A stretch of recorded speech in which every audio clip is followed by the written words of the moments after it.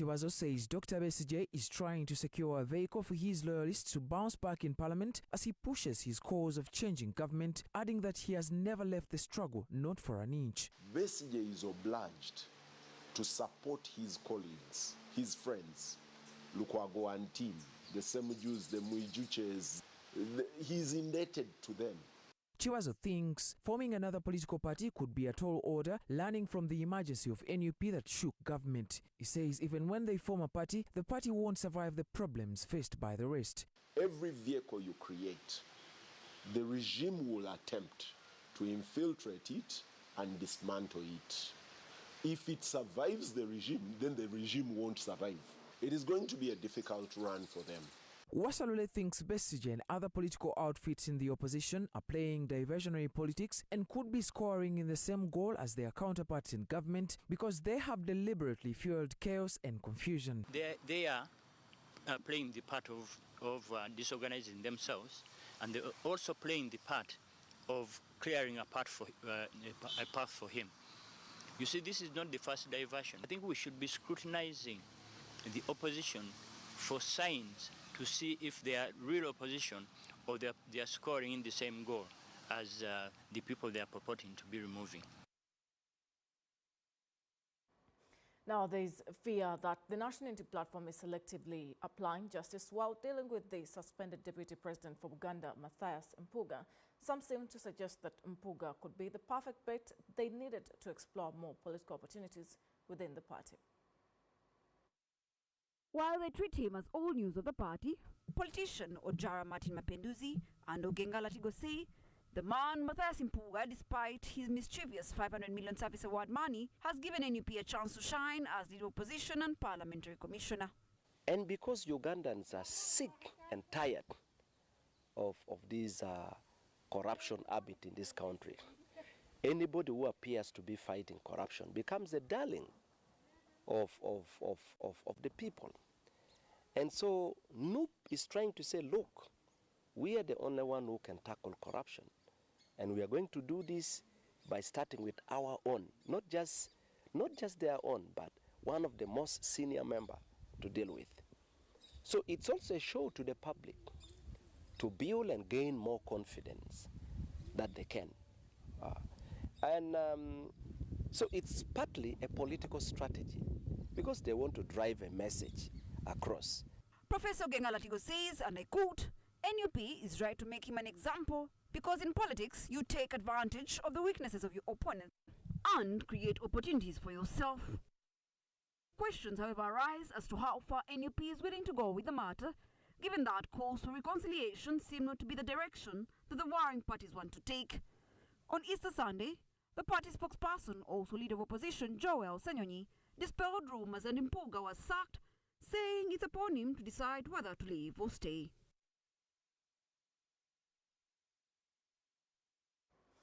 Members of Parliament are demanding that government widens the budget reaction or reduction to ministries and agencies amidst debate over the parliamentary funding cuts. Legislators insist that the proposed cuts to the parliamentary budget must be part of the broader initiative to trim the government expenditure. And in the current budget paper, it is projected that Uganda's next financial year 2025, this year will swing around 58 trillion shillings from the current 52.7 trillion. However, MP Muwanga Chivumbi has denounced the suggested budget cuts, asserting that they're merely a smokescreen for diverting funds towards the upcoming 2026 general elections. In the recent national discourse, there has been a growing emphasis on budgetary reductions within government entities. This prompted the Permanent Secretary of the Ministry of Finance to develop proposals aimed at curtailing the extravagances witnessed within the August House by slashing the parliamentary budget to almost 50%. The proposal has stirred discontent among legislators who argue that targeting the parliamentary budget is merely blowing smoke, considering the numerous unjustified expenditures rampant within other government bodies preceding any scrutiny of the parliament's expense. Look at the budget of State House, not the office of the President, where ISO, ESO, and these others are run. The biggest hemorrhage is in how you manage your presidency at a cost of now 3 billion per day. A very poor country like Uganda, how can you have 82, almost 80-something ministers? And of those many ministers, very few are functional. Legislators suggest that the Ministry of Finance should first address its own fiscal practices before scrutinizing other entities for budget cuts. I have just looked at the audit report in his ministry. 7 trillion of your borrowed money is undisbursed. And 5 of the disbursed is unutilized every year, yet you are paying interest. They took a supplemental of 1.4 trillion and only used 770 billion. The rest unused. They had expenses on fees over and above what was budgeted. 48 used 100 and something in his ministry. In the latest budget projection, Uganda's budget for the next financial year is estimated to increase to around 58 trillion from the current 52.7 trillion. However, veteran legislator Mwanga Chivumbi suggests that the recent budget increase outlined in the government papers may be a ploy to amass funds for the upcoming 2026 general elections. Now, as Parliament fumes over their budget cuts, the debate is now shifting to areas that government needs to reduce the cost of public administration that are having a toll on the taxpayers. Legislators say the cuts are done. Once the cuts are done with Parliament, even wasteful expenditure should be dealt with, and consequently, the discretionary expenditure will increase. Early this year, the government stated its intention to reduce the cost of administration, starting with rationalisation, and now the dawn is at Parliament. The 50% cut for Parliament has left many wondering where next the government ought to cut. First, for many to point out, are the presidential advisors who are almost double of the cabinet size. We have the State House. 2, we have Office of the President. Number 3, we have the Parliament of Uganda. The presidential advisors are entitled to salaries, a vehicle, fuel, among other things, to perform their duties. The 139 draw a total of 644 million per month in salaries, with the highest paid 20 million shillings and the lowest earning up to 2.3 million shillings. This means in every financial year the government spends at least 7.7 billion if the number is maintained. This is coupled with senior presidential assistants receiving salaries of 1.2 billion shillings annually. Are more than ministers, and all of them are being given a brand new Pajero cars. All of them are being paid ranging between 15 million to 20 million Uganda shillings every month. Now you ask yourself, what are the functions of these so-called presidential advisors? Others suggested cutting down on the fleet of the government, citing that it has become overly costly to sustain 60 vehicles of a presidential fleet with each driver drawing salaries. Not just this, unheard calls have for long advised the president to cut down his cabinet.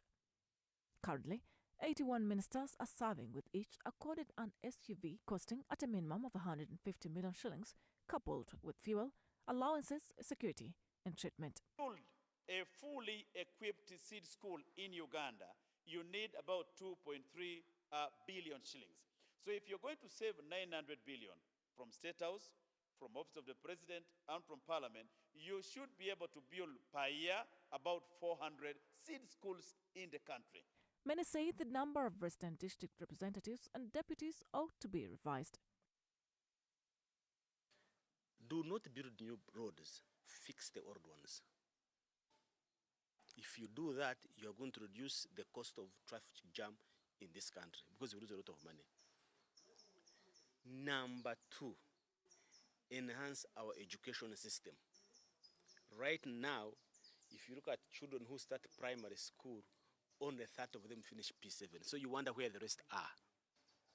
The literacy rates are so low. So you want to skill that population to be able to get the right jobs, but also bring returns to those particular jobs. Number 3, enhance our health system. So instead of falling sick for 10 days or 20 days, get the right medication and fall sick for only 1 day. And next day you are back to add productivity to the labor market. And lastly, invest in a value chain to improve our exports. Because right now we'll find out that maize is still being exported in its raw form. We export carrots, we export the beans, we export carrots, we export the beans, but none of these we are adding value to them. So you want to invest in value addition.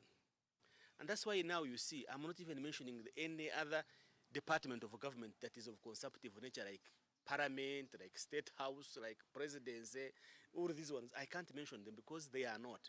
They will not improve economic growth by tenfold. They will not. Now, leaders in Lango sub-region have called for withdrawal of UPDF Fisheries Protection Unit currently enforcing fishing regulations on Lake Kyoga. They say the continuous presence of the UPDF Fisheries Protection Unit on Lake Kyoga and Lake Kwanya is barring locals from fishing, accusing the force of being involved in cases of torture that have claimed lives on the lake. In the wee hours of March 3rd, 2024, Dennis Opio, like his fellow fishermen, left home with his friends to enter Lake Kyoga, where they usually go for fishing, despite being informed of the presence of patrol around the lake. Opio had hopes of catching fish from the lake. His mother, Sarah Anyango, said they were hours later informed that their son had been arrested and beaten by the UPDF soldiers. 2 days later, Opio's body was found trapped at the lake shores. Opio and his 2 brothers are counted among the list of 45 victims of UPDF brutality on the lake. Opio do tabi noer do we gin kucha we chankole kite do yede me ba jede do bodo burnam ni nario. Local leaders in the region say the presence of soldiers is barring local communities living along the shores of the lake from carrying out fishing activities, which is the main source of income for the households. We were spot on by killing of Omara Patrick from Adonyimo. We were spot on by the killing of the son of Odwe at Namasale, where mob came in. And these are allegations that are known publicly by the community. The leaders also accused the Fisheries Protection Unit of impounding fishing gears and reselling to the communities and being involved in cases of death. The conditions which have been made for those to access fish have removed a large section of the communities. It is now put in a certain category of people, some of whom may not even be part of the fishing community, to make money. Can we get answers? Can we get sustainable alternatives to enforcing legal fishing other than killing? Currently, the local leaders have submitted a list of 45 victims of crimes including rape, murder, torture, allegedly committed by the UPDF. Concerns on the Fisheries Protection Unit there. We take a very short break, return with a lot more stories.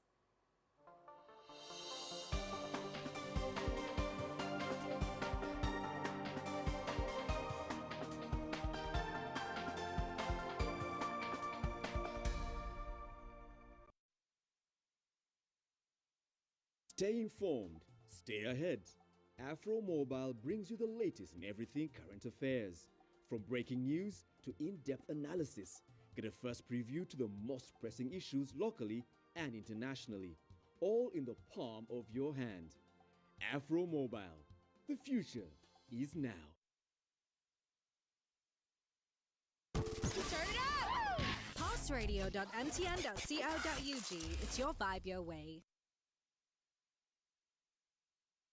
With Nexcom, you can expand the impact of your message. In an age where ambition knows no bounds, Nexcom is your unrivaled strategic communication partner. We don't just amplify your brand's voice, we create communication solutions that move the cash needle. We develop your ideas into industry-defining transformations through well-designed and executed campaigns and disruptive techniques. Why accept ordinary when you can create extraordinary? Contact us immediately and let us design a future in your brand lean.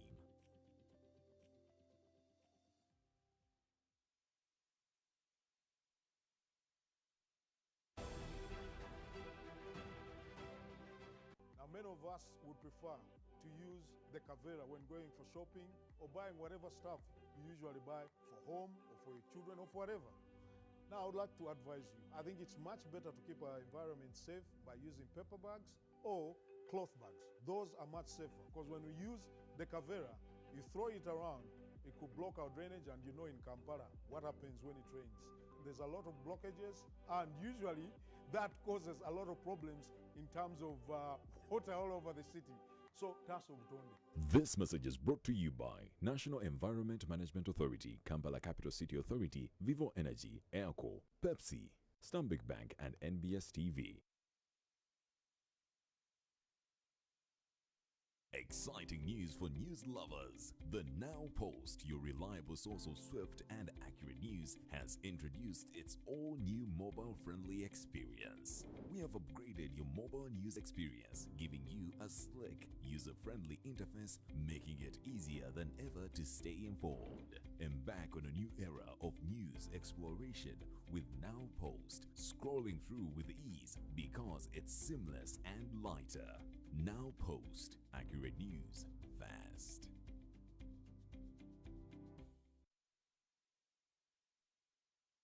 This Ramadan, spend time with Salam TV. Join us for our daily Ramadan tips, reminders, Quran recitations, and health advice featuring special guests. Sibulukuka Iftar segment at 6:45 p.m. taking you up and about in major mosques. Be inspired by the live Tarawih prayers followed by live charity appeal, giving you the opportunity to get rewards with Salam charity partners. Salam TV offers you a platform to connect with your Muslim clientele through special TV campaigns, special Ramadan activations, CSR outreaches, and Iftar dinners. Make the most of your Ramadan with Salam TV. To be part of us, call on.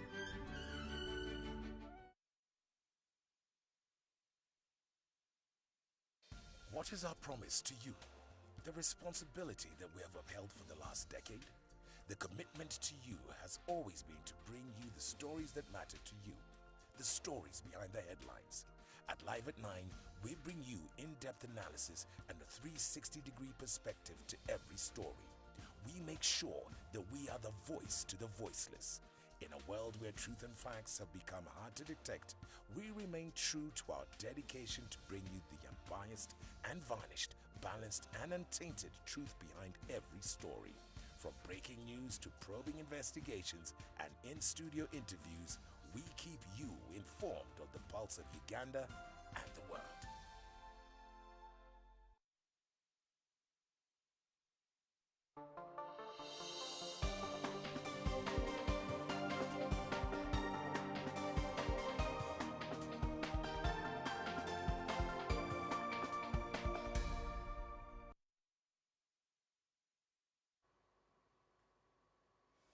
You're still watching NBS Sunrise. My name is Shamim Nabakos, and I'm out to the stories. Police are investigating a piece of meat resembling a young boy's private part that was reportedly found in food served at a local eatery.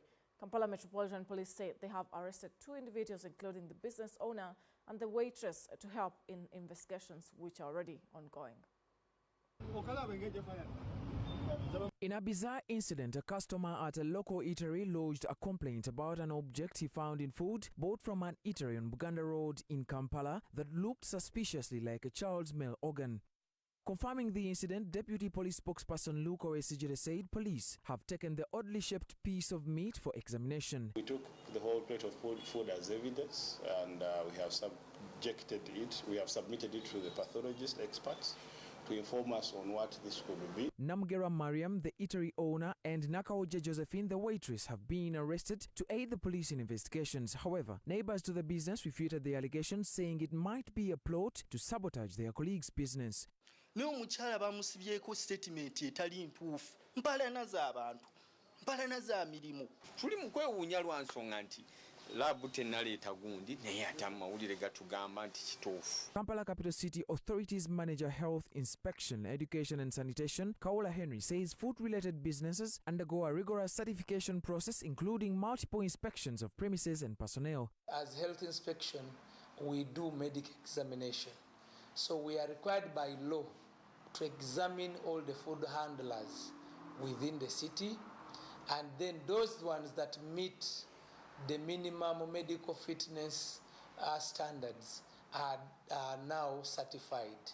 So we are required to do this every 6 months. However, Kaula advises city dwellers to be careful where they get their meals, saying some Kampala eateries continue to operate illegally without licenses. Now turmoil strike again as the Libya residence of the Prime Minister comes under attack. President Erdogan on the ropes as Turkey's main opposition claims significant victory in the key cities. Now more to this, a court in Pakistan suspended former Prime Minister Imran Khan's jail sentence, and we have stories regards to this.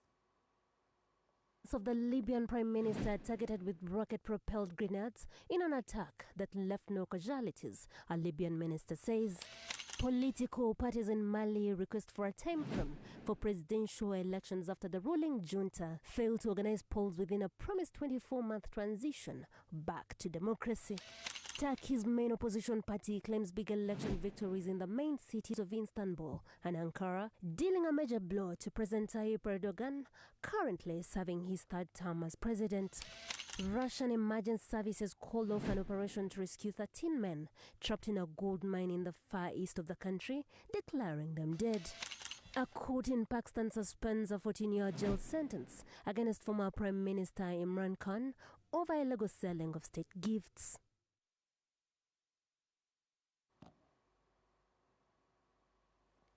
Now more to the stories making headlines across. Food rights activists have warned of the looming increment, or worst, the scarcity of maize flour and the maize-related items on the Ugandan market following a sharp drop in the farm gate prices of maize. The ever-fluctuating prices have demoralized farmers owing to huge losses that they have suffered in the recent times, especially the previous 2 months. The kilogram of maize grain now costs about 400 shillings and 500 shillings, meaning a farmer needs 22,000 kilograms of maize to raise at least 1 million shilling. A kilogram of maize grain now costs between 400 shillings and 500 shillings from the 800 shillings the previous harvesting season. buli muzaire ate nachura aba school fees y'omwana nange bicholi biri asiringi katwale siringi rusange kono bakugura siringi bino. And some farmers are losing hope, thinking of other cash crops. Bebudde okutandikawo ononye ekirala ky'osobola okukola omwani gye guli saawa zino omwani gwalinye guli ku mutwalo kakaaga. Judith Nabimanya works with Siat in Uganda and has been in the field listening to the farmer stories, and they are nothing short of pain and despair, as affording basic necessities like sugar and soap could be hard. If a bar of soap, for example, is 6,000 or 6,500, that means that farmer needs to part away with around 12 kilograms of maize to buy just one bar of soap. David Kabanda says much as the price at the farm gate are at their lowest, the price at the milling centers are peaking. We have had a jump from between 500, 600 now to 1,200. And what does it mean? It means that we are heading to a catastrophic situation where many people will surely go hungry. Kabanda insists that government should do something. Can we have food reserves? Can we have a national food reserve system? It may not be buildings. It may be just a system or a structure that helps people to get food when it is scarce. But at an individual level, experts recommend agroeconomic practices and proactiveness of farmers. We need now to ask people to diversify. Don't depend on maize, because you all have now known that it is very difficult. It is not stable. While prices of maize have been a growing concern with access to markets persisting, there is fear that farmers will abandon the crop. That particularly brings us the close of Nbs Sunrise this morning. Coming up shortly is Nbs Morning Breeze. Good morning.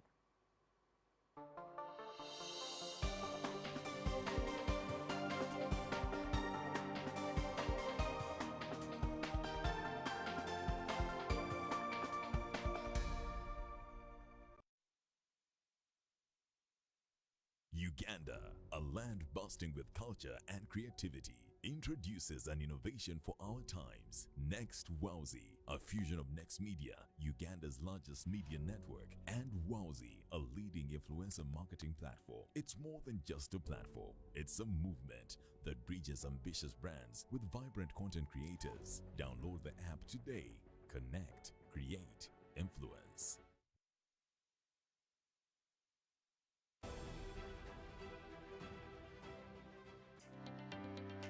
They bring the plastic bags here at our recycling center.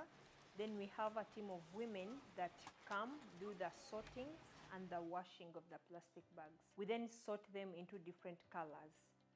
Then after, we take the bags to our first production center where they iron the plastic to come up with a sustainable material. Our tailors will then pick up and cut it into different shapes of the different bags that we produce. I ventured into recycling because we wanted to save our Mother Earth. As Ugandans, I think we need to learn how to sort our plastic. We learn to use the 3R: reuse, recycle, and reduce. Let's work with our shopping bags so that we can say no to the plastic. This message is brought to you by National Environment Management Authority, Kampala Capital City Authority, Vivo Energy, Airco, Pepsi, Uganda Breweries Limited, Stanbic Bank, and NBS TV.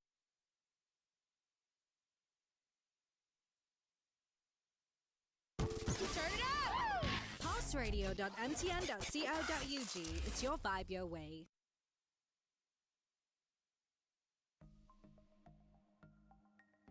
Better study tips.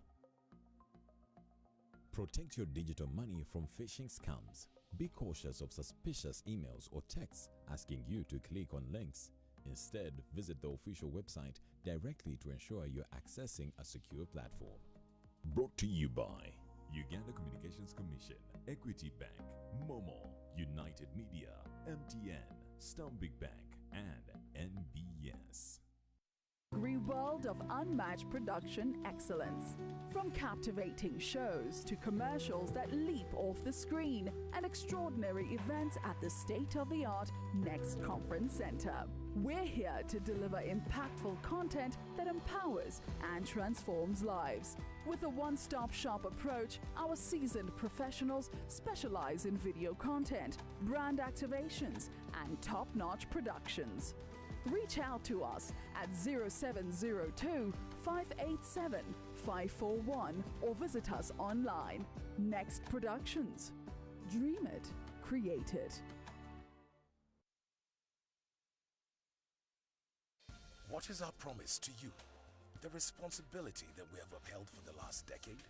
The commitment to you has always been to bring you the stories that matter to you, the stories behind the headlines. At Live at 9, we bring you in-depth analysis and a 360-degree perspective to every story. We make sure that we are the voice to the voiceless. In a world where truth and facts have become hard to detect, we remain true to our dedication to bring you the unbiased, unvarnished, balanced, and untainted truth behind every story. From breaking news to probing investigations and in-studio interviews, we keep you informed of the pulse of Uganda and the world.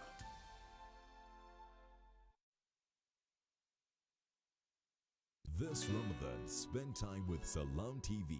Join us for our daily Ramadan tips, reminders, Quran recitations, and health advice featuring special guests. Sibulukuka Iftar segment at 6:45 p.m. taking you up and about in major mosques. Be inspired by the live Tarawih prayers followed by live charity appeal, giving you the opportunity to get rewards with Salam charity partners. Salam TV offers you a platform to connect with your Muslim clientele through special TV campaigns, special Ramadan activations, CSR outreaches, and Iftar dinners. Make the most of your Ramadan with Salam TV.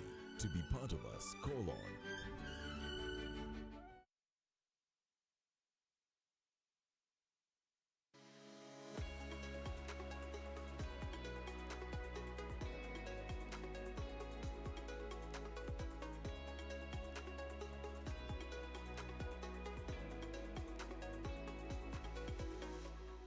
Remember, we are still handling the issues that holistically could affect us mentally. Today, I want us to talk about the social factors. Now, you see, to coexist, live with one another, support one another, love one another, but that could be a challenge. We are different in nature, and we are who we are. Never forget that. We are who we are. It's going to be sometimes hard to relate with certain people, or relate in certain places, or live in certain places. For example, you might look around your peers and everybody is getting married, buying the houses, buying the cars, getting the promotion, having the babies, doing life like beautifully, and there you are just feeling like, my job is to congratulate others. When will my time come? You don't have to feel that way. However, I understand you. I do not want to be the one who judge you to say that your feelings are not valid. I'm here to tell you your feelings are valid. But what do you do when you have such feelings? Or you feel like your looks don't appeal to your peers around you. For example, you're not fitting. Yeah, you struggle to make friends. You feel like, every friend I get is funny. I don't have genuine friends. Everybody around me is fake. Such things are going to affect you. You're a human being. Sometimes we just should take a breather and stop being so hard on ourselves. But then again, we need to find help. If you have such a social issue, it's hard for you to be in places and you feel like you fit there. You have low self-esteem, you're not confident enough, you're not thriving, you have this potential, you feel it, but you're struggling to execute, you're struggling to bring it out there. Here I am saying, look for a social worker, look for a counselor, look for a trusted source, safe space. Remember, safe space, because we wouldn't want people to use this against you. Remember, if you do not take care of your weaknesses or your vulnerable areas, anybody can use them against you. So you need to have safe space, a place where you can freely speak. Is it a friend that you think that you can trust? Are you sure you can trust them? If the answer is yes, please speak to somebody. Is it your parents? Is it an elder in the community? Is it your boss? Is it a colleague at work?